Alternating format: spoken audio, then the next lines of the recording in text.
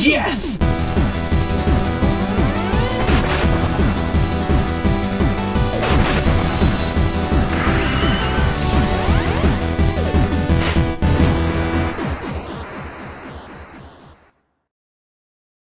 Hey everyone, and welcome back to another episode of The Completionist.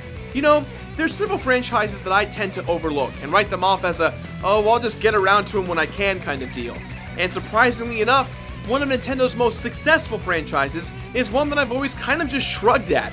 Prior to this game, I've only played one Kirby game, both for the show and in my personal life. And it just so happens that this week, this game was sent to us by Doug Grosser, a fan from home. So Doug, thank you so much for your support. Your letter was fantastic. It meant a lot to me. It really brightened my day. So I dedicate this episode to you, brother. With that in mind, let's take a look at Kirby Superstar.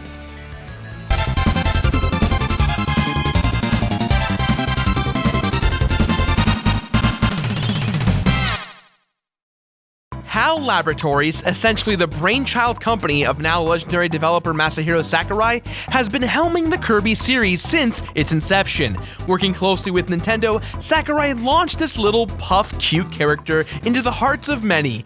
Most of Kirby's successful games were primarily developed on portable consoles, but there's one particular game that not only came out on the Super Nintendo, but it came out very late on the console's life cycle.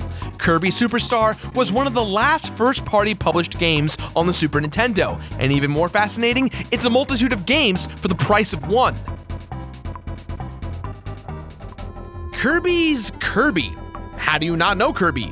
He's this pink puff character that can float into the sky like a balloon. He has the ability to suck things in and swallow them, spit things out to damage enemies, all while maintaining his cute posterity and appearance. I'd like to think that in the 90s, however, everyone thought he looked like this. All Kirby's got is apathy. Oh my god! Kirby just ate that guy! I know he eats things, but dear god, that is terrifying. Kirby Superstar isn't just one story, but rather, each game is more like its own self-contained vignette. That sounds weird, I know, but hear me out. Superstar contains 8 different games packed in that feature their own plots, so it's hard to focus in on just one plot and call it the most canon. It's kind of a conundrum.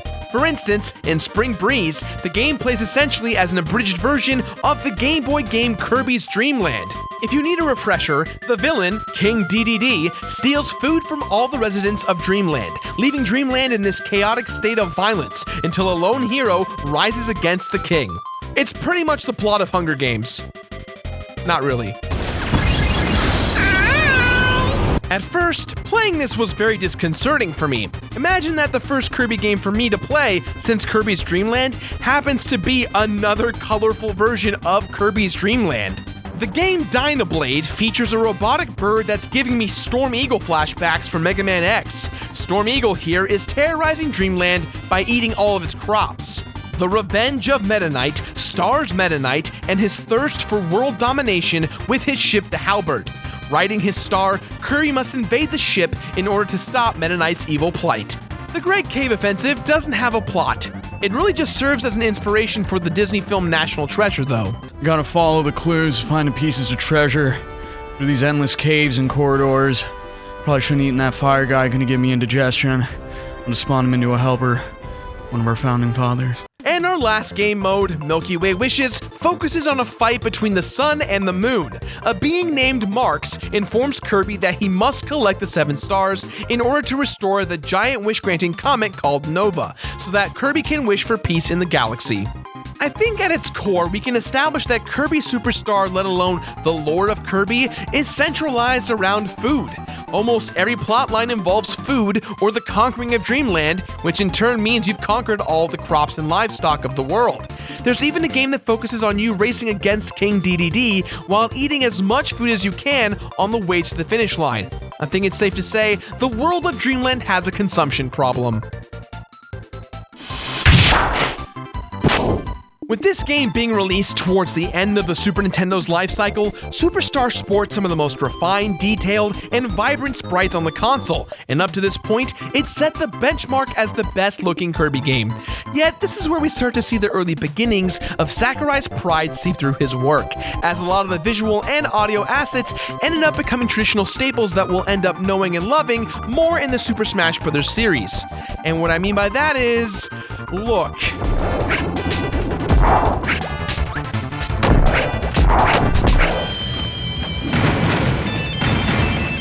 And look here.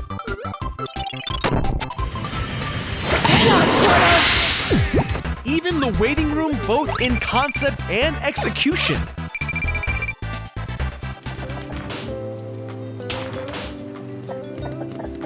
I know that HAL and Sakurai have been leading the production on Smash Bros. For years, but I thought the game was supposed to be the celebration of all things Nintendo, rather than the celebration of Kirby with a bunch of Nintendo guest star friends.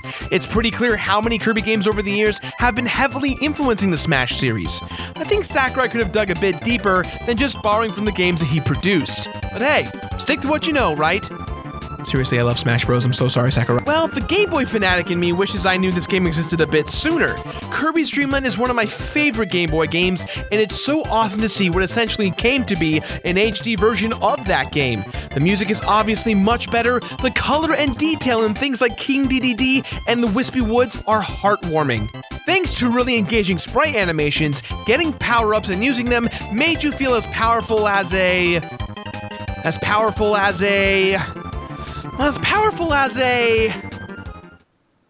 Martin Luther King Jr. speech. What? That's like the most powerful thing I could think of. His speeches give me goosebumps. Right, but one, we weren't alive when those speeches happened, and two, we're talking about a Kirby game.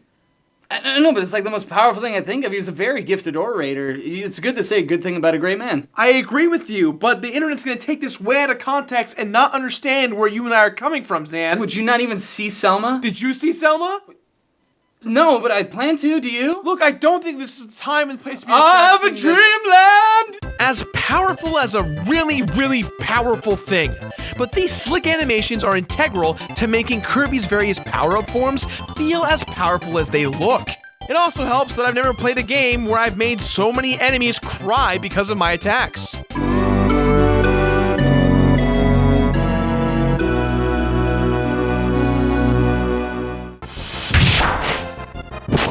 My first outing with Kirby on the Super Nintendo sees the return of all the hallmarks established in his original adventure on the Game Boy, and it expands on them. Kirby still sucks up most of his foes and can puke them back out of other enemies or digest them all together and copy their abilities.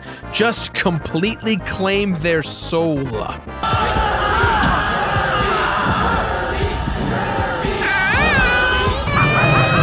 Kirby can slide attack and puff up and fly away at a moment's notice, lowering the difficulty curve for novice players. Some people don't want a lot of challenge during their soul claiming, but don't write this off as an easy game just yet.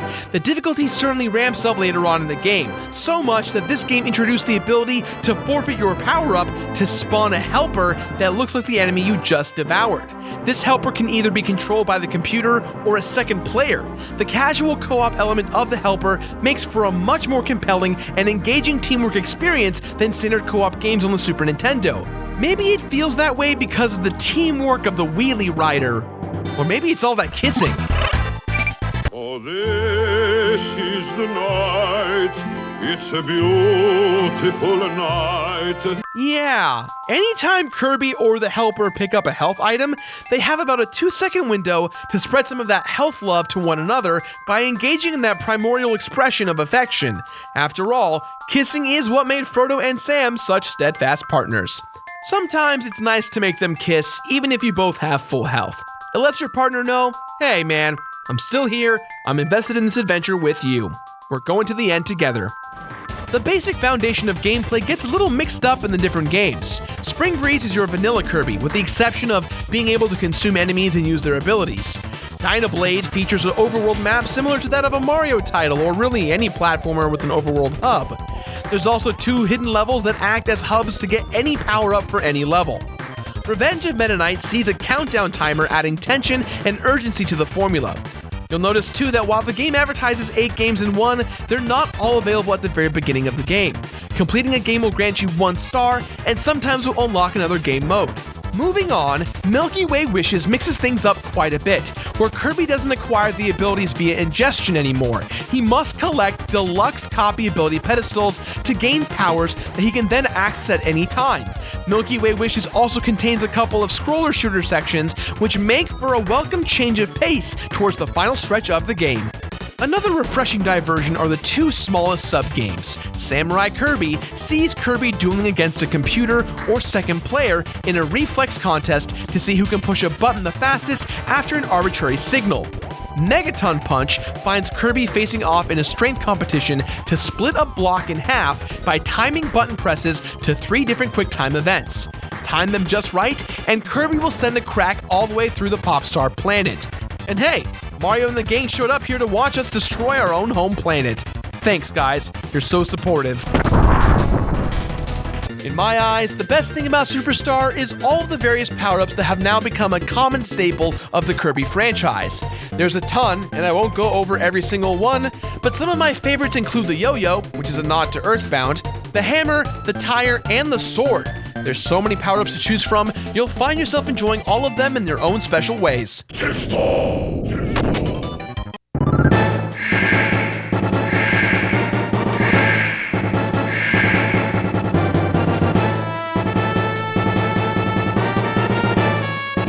Now you can play most of these games out of order, but depending on what's unlocked, you'll end up playing Milky Way Wishes as your last game. So we'll be focusing on that as our final level of that campaign.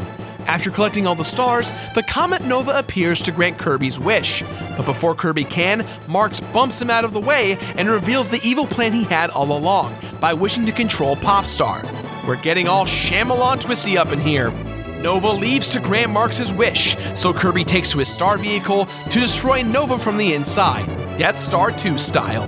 Just destroy all the turrets on each column to put Nova out of commission. Now all that's left is to face Marx. Marx doesn't have any particular gimmick to his fight, so just avoid all of his attacks and hit him when you can. Upon defeating him, Marx crashes into Nova, blowing him up as Kirby returns to get a medal from Princess Leia. No, he just goes to sleep.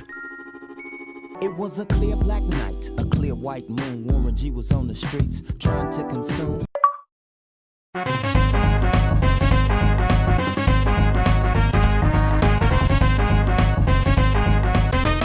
Believe it or not, there is a completion bonus for this game. Beating and completing all the games will then lead you to one final game called The Arena. Some of these games do have a percentage completion, such as Milky Way Wishes, which will require you to collect all of the ability pedestals, or the Great Cave Offensive, collecting all the treasures. The Arena is where the game difficulty jumps up considerably. The Arena mode pits Kirby on a marathon of 19 boss fights with only 1 life and a few health resources to keep you going. Playing this solo-wise is very difficult and frustrating, but with a good friend and a few kisses, you can overcome anything. Once you've finally overcome what seems to be an impossible feat, you are then rewarded with a sound test. Kind of anticlimactic if you ask me, but hey, if you go back to the main menu and check your file, you see that you've actually completed the game. A job well done. I really hate when sound tests are the rewards. It just doesn't seem right to me.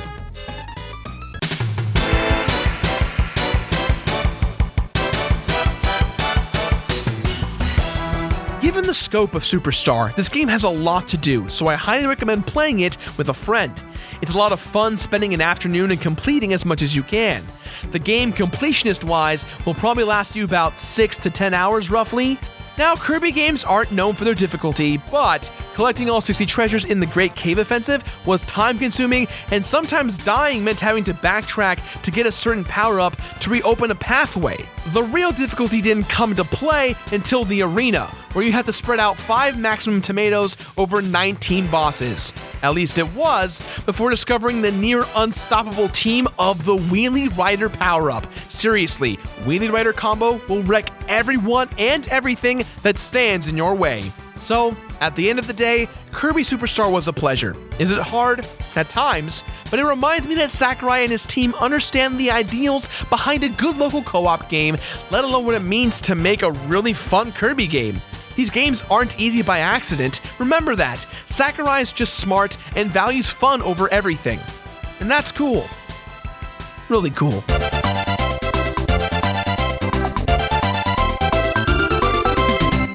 Kirby Super Star is one of the more delightful Super Nintendo games I have played in a long while. While most people these days will only recognize it as one of the biggest influences for the much more popular Super Smash Bros. Series, the game still holds up on its own to this day.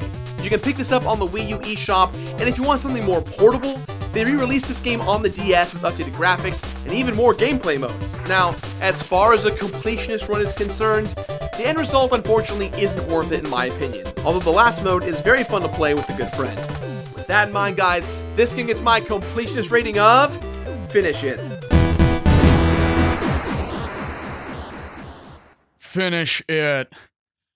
Are you gonna finish it? Hey guys, thanks for watching. Be sure to check out last week's video right here on Resident Evil 2. And while you're at it, be sure to check out our video on Mother 3. And if you like what you saw, make sure you subscribe. That's all the time we've got for today, guys, so please, as always, let us know what you think about today's episode somewhere on the internet. And hey, if you like what you saw, please support the show. It helps out a ton. Now, if you excuse me, I'm gonna go find some more of that treasure. Oh, I'm gonna have to go back that way. It's alright. I'll probably only be gone for 60 seconds. Oh, jeez, that guy got me real good. I feel like my skull's on fire, but I'm okay. Oh man, that yo-yo guy. Looks like he could eat a peach for hours. I don't know why I couldn't just put the bunny back in the box. Gotta give it to my dearest Casey. She's gonna love it. If I don't have that though, those Hammer Bros are gonna take my face off. Gee, and the fire guy over here's killing me's not gonna bring back your goddamn honey. You know what? I'm just gonna steal it. I'm gonna steal Declaration of Independence.